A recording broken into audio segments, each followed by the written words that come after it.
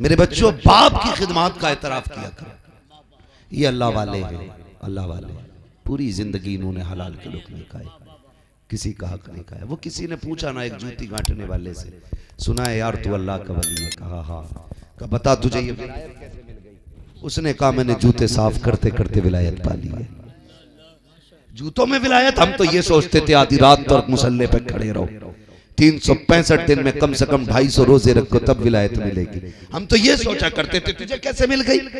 اس نے کہا جب بھی کوئی جوتے پہ پالش کرانے آتا تو میں اس سے 50 پیسے لیتا, اور پھر دو برش اس لیے زیادہ مارتا اپنی طرف سے کیونکہ وہ مدینے والے کا امتی بنتا ہے.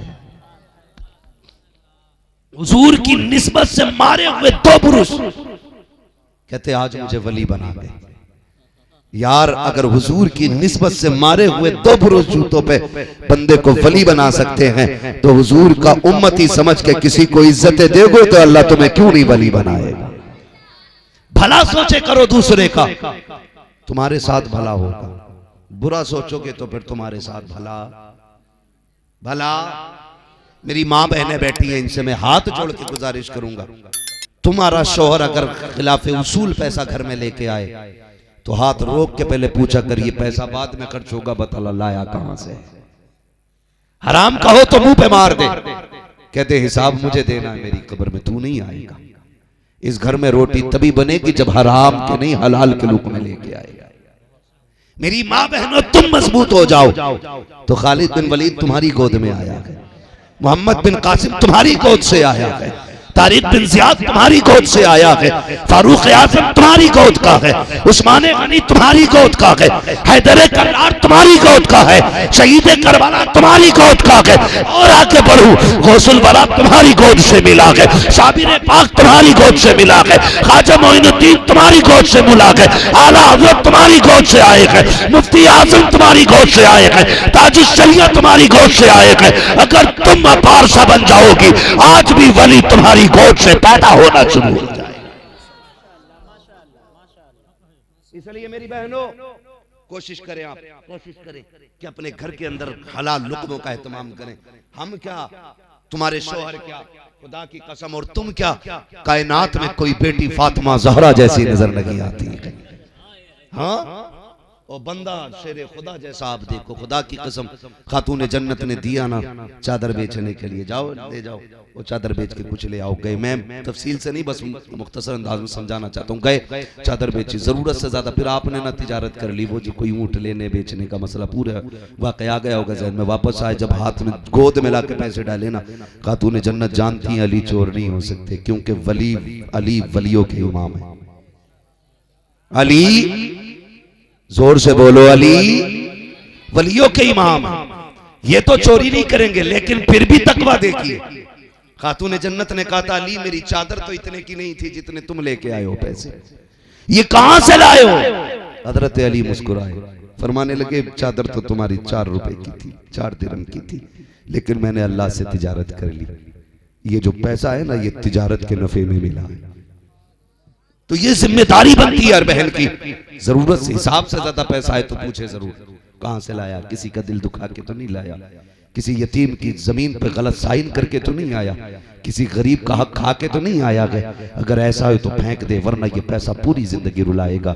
اللہ والوں کی زندگی کو دیکھو, کردار کو دیکھو. فرمایا گیا یا ایھا الذین آمنوا اتقوا اللہ وکونوا مع الصادقین, اے ایمان والو اللہ سے ڈرو. ڈرنے کا مطلب کیا, جو احکام اس نے نافذ کیے ہیں ان پہ عمل کیا جائے, جن سے روکا گیا ہے ان کے قریب تک نہ جایا جائے. یہ اللہ سے ڈرنے کا مطلب ہے. وکونوا مع الصادقین کا مطلب یہ ہے اللہ والوں سے پیار کرو, محبت کرو, ان کی نسبتوں میں مضبوطی سے جڑے رہو, اس لیے کہ آپ نے عمل بھی کما لیا, نیکیاں بھی کما لی, پارسا بھی رہے. اب اللہ والوں کے دامن کی اس لیے ضرورت ہے تاکہ ایمان, شیطان تمہارے نیکیاں اور تمہارے ایمان کی چوری نہ کر سکے. جہاں اللہ والے ہوتے ہیں وہاں شیطان کی رسائی پھر وہ چھین ہی نہیں سکتا ہے، کیونکہ اللہ والوں کا پہرا رہا کرتا ہے دلوں پر، اللہ والوں کا پہرا رہتا ہے۔ اس لیے میرے بھائیوں، پوری زندگی کوشش یہ کیجئے گا حرام سے بچنا ہے، حلال کھانا ہے، لوگوں کے ساتھ دھوکہ نہیں کرنا ہے، اسلام کی جو تعلیم ہے اس پہ عمل کرنا ہے۔ ہمارے پاس کثرت سے پیسہ ہے، بچوں کے لیے اسکول قائم کرنے ہیں، بیٹیوں کے لیے ایک مہذب تعلیم کا ایک ادارہ قائم کرنا ہے، اور اپنی قوم میں اگر غریب بچہ پڑھنا چاہتا ہے، غربت کی وجہ سے آگے نہیں بڑھ رہا ہے، تو اپنا پیسہ خرچ کر کے اسے ڈاکٹر انجینئر بنانا ہے، تاکہ اس کے ذریعے کسی کے گھر کا چراغ بجھے نہ، بلکہ بجھتے چراغ اس کے ذریعے گھر میں جلنا شروع ہو جائے۔ اللہ تعالیٰ ہمیں اور آپ کو مصطفیٰ جان رحمت کی شریعت پہ عمل کرنے کی توفیق عطا فرمائے، بچوں ہوئے اغلاط ان کو معاف فرمائے۔ رب کائنات زندگی نے دیا ساتھ، پھر ہوگی ملاقات، چمن رہا پھول کھلیں گے، زندگی رہی پھر ملیں گے، مسافر ہیں ہم بھی، مسافر ہو تم بھی، کسی موڑ پر پھر ملاقات ہوگی۔ فقیران آئے صدا کر چلے، صدا خوش رہو یہ دعا کر چلے۔ سارے لوگ کلمہ شریف پڑھ لیجئے، لا اللہ سلامت رکھے، بڑی خوشی ہو رہی ہے خدا کی قسم۔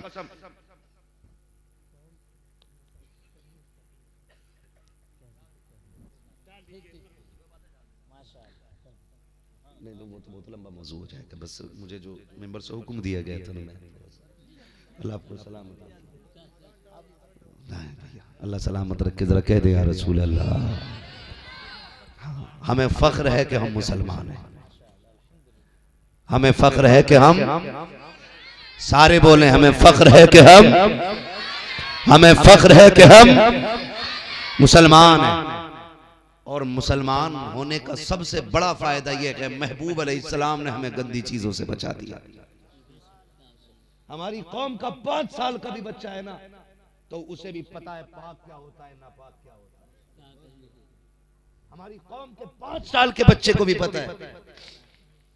کبھی دیکھو نا جمعے کے دن چھوٹے بڑے ساری نماز پڑھنے جاتے، سبھی نماز پڑھنے جاتے، تو جب بچے نالی کودتے ہیں نا، دیکھنا ایسے کپڑے سمیٹ لیتے اوپر، اور کتنی احتیاط سے نالی کودتے، کتنی احتیاط سے نالی کودتے، اور ایسے سمٹ کے نالی کے پاس سے کسی گھر سے نالی میں پانی گر رہا ہو تو بچہ یار نکل کے چلا جانا چاہیے، لیکن یہی بچے جب نکلتے یوں کپڑے بچا کے نالی کے پاس سے گزر رہے ہیں۔ میرے بچے، میرے شیر، میرے شہزادے، بتا تو صحیح یار، تو اتنا چھوٹا ہے، تجھے کیا پتا ہے تو کپڑے کیوں سمیٹ کے چل رہا ہے؟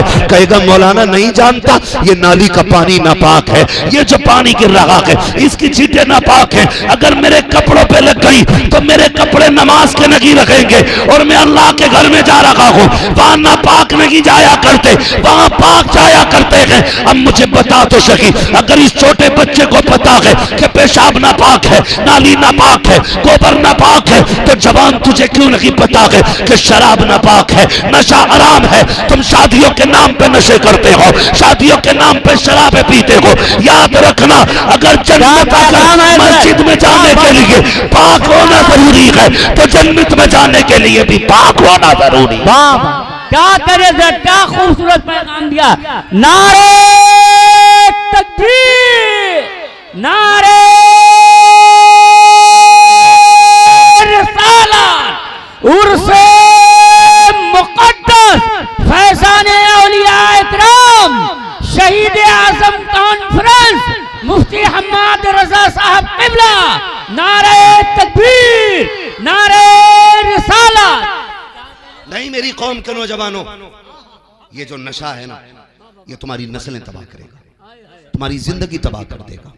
آخرت کے کتنے بڑے نقصانات ہیں، یہ تو میں بتاؤں تو بڑا وقت لگے گا، لیکن دنیا بھی نقصانات آپ دیکھ لو۔ اگر کوئی بندہ نشہ کا عادی ہو جاتا ہے تو اس کے بچے اس کے نہیں رہتے، پھر وہ اشارتاً سمجھے، میں بہت کل کے بعد ممبر رسول ہے، میں پورے لحاظ سے بات کرنا چاہتا ہوں۔ اس کا بھی اپنا ادب ہے، اس کا بھی اپنا وقار ہے۔ شراب پینے والوں کی نسلیں کبھی کامیاب نہیں ہوتی، کبھی کامیاب نہیں ہوتی اور کبھی خوشحال نہیں ہوتے۔ شراب پینے والے کبھی کامیاب نہیں ہوتے۔ شراب پینے والے کے بچے اپنے باپ سے نفرت کرتے ہیں، بیوی شوہر سے نفرت کرتی ہے، ایک کتے سے بدتر زندگی ہو جاتی ہے شراب پینے والوں کی۔ تم کہاں اس گندے پیشاب سے بدتر چیز کو ہونٹوں سے لگاتے ہو؟ رب نے تمہارے لیے جنت میں شراب طہور کا انتظام کیا، تم کہاں بہک گئے ہو یار؟ یہ وہ پی رہے ہو جسے پی کے کوئی نالی میں پڑا ہے، کوئی گٹر میں پڑا ہے، کوئی گندگی میں پڑا ہے، کوئی گندگی میں لتڑا ہے، تم اس کے چکر میں ہو۔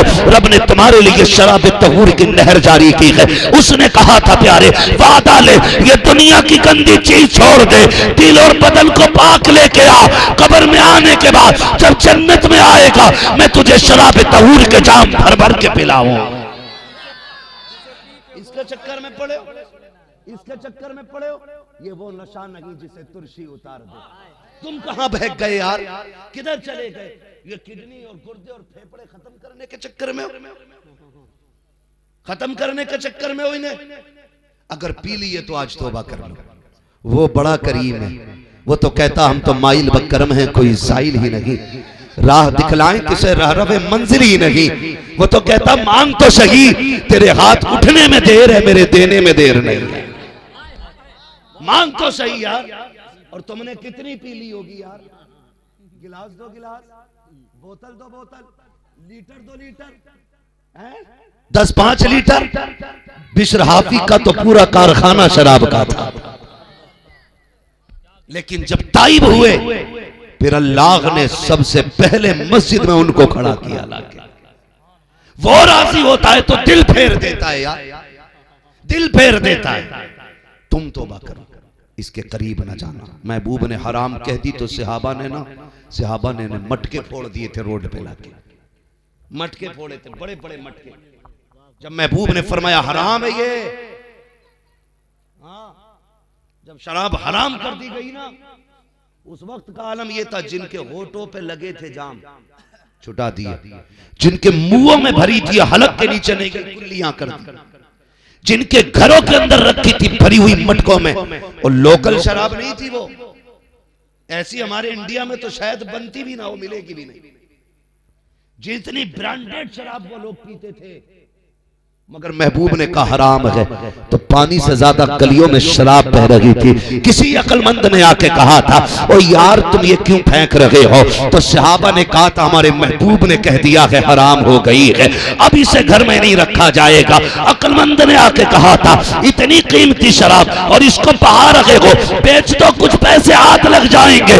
عاشقوں نے جواب دیا تھا تم نہیں جانتے ہو جسے محبوب نظر سے گرا دیتا ہے ہم وہ تو کیا اس سے ملی ہوئی چیز کو بھی گھروں سے نکال پھینکتے ہیں۔